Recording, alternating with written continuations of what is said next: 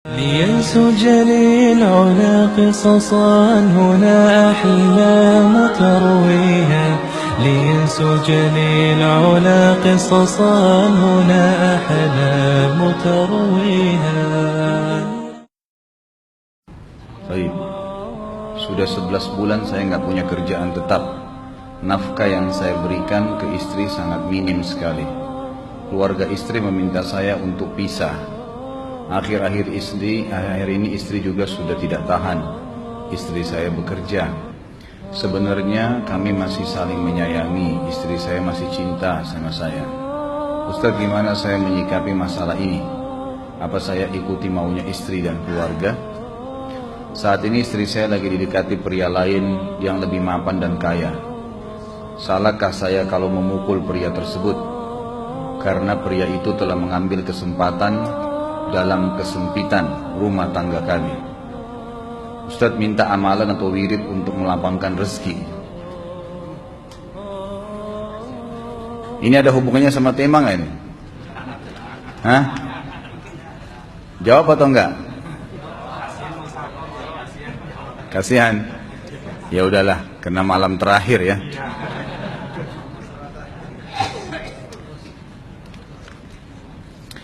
Yang pertama sekali, saya menyarankan Anda saran dari laki-laki ke laki-laki. Prinsiplah dan jangan merendahkan diri di hadapan wanita. Maksudnya begini, pada saat seorang wanita yang menjadi istri Anda membutuhkan Anda, tunjukkan kebutuhan kita 1000 kali daripada dia. Dia sayang, dia perhatikan, dia siap berkorban. Kita harus 1000 kali lebih hebat daripada itu. Laki-laki memang penaung. Tapi kapan dibalik? Kalau saya pribadi, kapan dia tidak butuhkan, menunjukkan kebutuhan, saya 1000 kali tidak butuh sama dia. Untuk apa Anda merendahkan diri di depan seorang wanita yang kalau memang dia tidak bisa menjadi seorang istri? Karena kapan wanita sudah menyombongkan diri di hadapan laki-laki, tidak akan ada wibawa sama sekali. Ini poin dulu dalam pembukaan.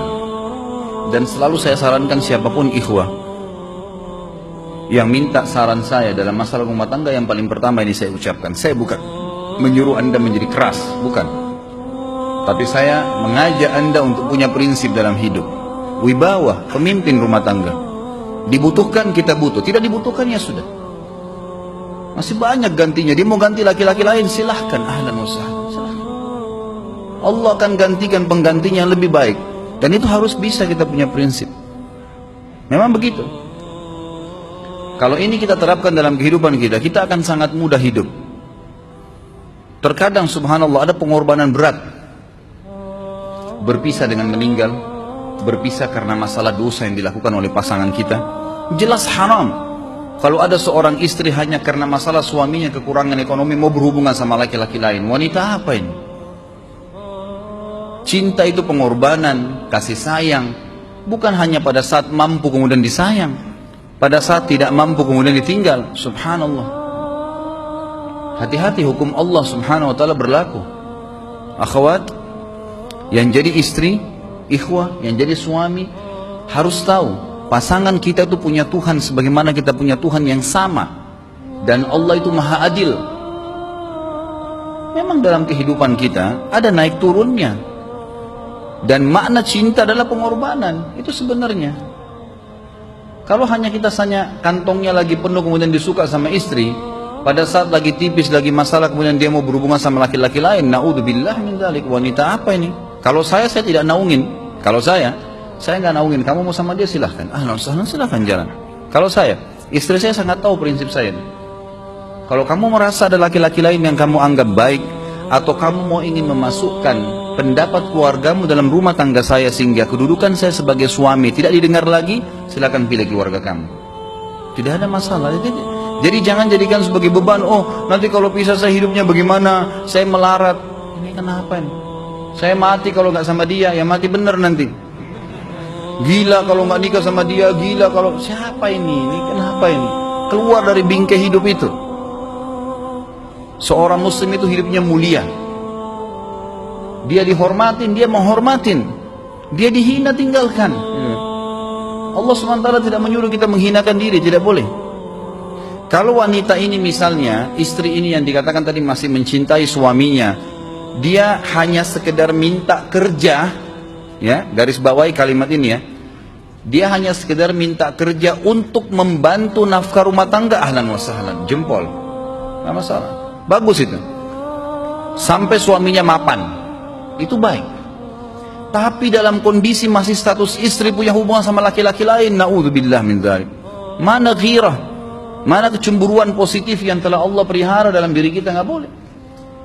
Pada saat seorang sahabat pulang ke rumahnya mendapatkan istrinya selingkuh dengan laki-laki lain, tidak disebutkan apakah berhubungan biologis atau tidak, tapi yang jelas sahabat ini sampai kaget masuk ke rumahnya temukan ada laki-laki lain. Dia bingung mau lakukan apa. Dia pergi ke Nabi SAW lalu berkata, ya Rasulullah, saya pulang rumah istri saya lagi sama laki-laki lain. Maksudnya dia pandu saya harus buat apa nih?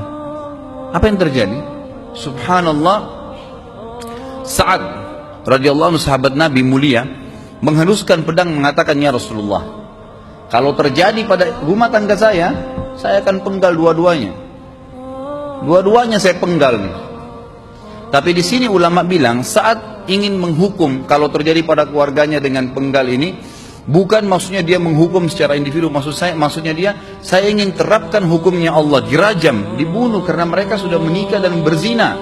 Hukum Allah terapkan, kemuliaan agama harus ada. Harus begitu. Seorang istri yang mau tinggal di bawah naungan kita sementara kita sudah berkorban di bawah terik matahari, sudah bekerja, sudah memilih dia dari sekian banyak wanita, kemudian dia mau berkorban, hormatin dia, junjung dia, lindungin dia, rangkul dia, gitu kan? Bela dia, memang harus begitu. Tapi kalau masih dalam naungan, kemudian sedikit himpit masalah ekonomi lalu berhubungan sama laki-laki lain, naudzubillah, jangan dipertahankan, berbahaya sekali, gitu kan? Jangan Anda menjadi laki-laki lemah gitu.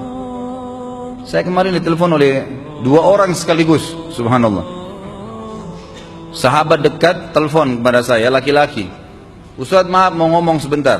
Baik, silahkan. Ustaz, saya ini, istri saya pulang ke rumah ke kampung ayahnya ibunya karena alasan mengurus ayah dan ibunya. Akhirnya saya sama anak-anak ditinggal di sini sendiri. Setiap kali saya panggil pulang, dia bilang, sudahlah saya nggak mau pulang. Kalau mau nikah lagi silahkan. Dia bahasakan begitu. Bagaimana sarannya Ustaz? Saya bilang nikah lagi. Dengan tegas saya bilang nikah lagi. Kalau tidak terbuka pintu fitnah. Perempuan itu kenapa harus pilih orang tuanya? Tidak boleh secara syar'i. Nggak boleh. Sudah menerima akad nikahnya seorang laki-laki, laki-laki itu yang dinomorsatukan di atas ayahnya, nggak ada alasan. Kalau suami izinkan boleh urus orang tua, kalau nggak diizinkan tidak boleh, nggak boleh. Bagaimana dia tinggalkan suaminya sama anaknya? Kaget itu saya katakan begitu. Iya, bahkan sekarang hukum poligami sudah wajib bagi Anda, nggak boleh. Wajib sekarang. Ini ragu mau melangkah seakan-akan poligami itu dosa, padahal dia ditinggal oleh istrinya. Bagaimana bisa ini? Ada laki-laki seperti ini nggak punya prinsip, harus melangkah. Dia sudah dapat jawaban saya dikasih. Ini Ustaz, teman saya juga mau bicara, masalahnya sama lagi. Ustaz, istri saya tinggalkan saya, Ustaz, kayak mau menangis. Sebentar, jangan pakai nangis laki-laki. Apa ini cengeng?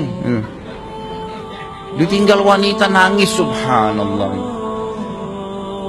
Orang nangis itu ditinggal meninggal Rasulullah SAW, ketinggalan sholat subuh berjamaah, itu nangis. Nggak jadi jihad, nah itu nangis. Ditinggal perempuan nangis, la ilaha illallah. Allah ciptakan perempuan lebih banyak daripada laki-laki. Ini bukan menurunkan martabat perempuan ya. Artinya harus seorang pemimpin itu punya wibawa. Nggak bisa, kalau nggak akan dianggap remeh nanti. Istri itu dinaungin, dilindungin, dididik, diberikan haknya ia. Berikan berlipat-lipat penghormatan sebagaimana dia berikan satu penghormatan, nggak apa-apa. Tapi jangan sampai menginjak martabat seorang pemimpin, tidak boleh.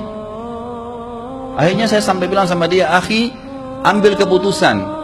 Kamu mau balik sama saya berumah tangga di sini, atau kamu pilih rumah orang tua kamu?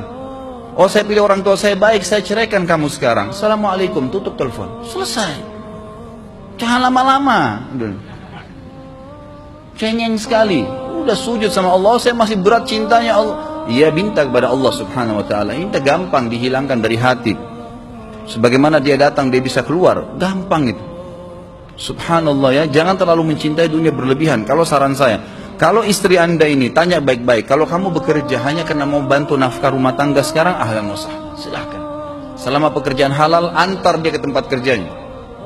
Muliakan dia, jaga, jemput pada saat pulang. Anda pembelahnya, begitu. Tapi kalau berhubungan sama laki-laki, ada subhanallah suami, depannya dia istrinya telepon laki-laki lain dan dia menerima itu. Mana ini? Dalam agama haram. Wallah haram itu hukumnya. Nggak boleh. Itu namanya dayuth dalam agama. Nabi SAW mengatakan Allah melaknat dayuth. Kata sahabat, siapa itu dayuth ya Rasulullah? Laki-laki yang tidak punya cemburu terhadap pelanggaran agama yang terjadi pada istrinya. Gimana caranya? Nggak boleh dalam agama Islam. Gitu kan? Makanya biasakan hati kita terisi dengan cinta kepada Allah SWT dan bukan cinta kepada manusia.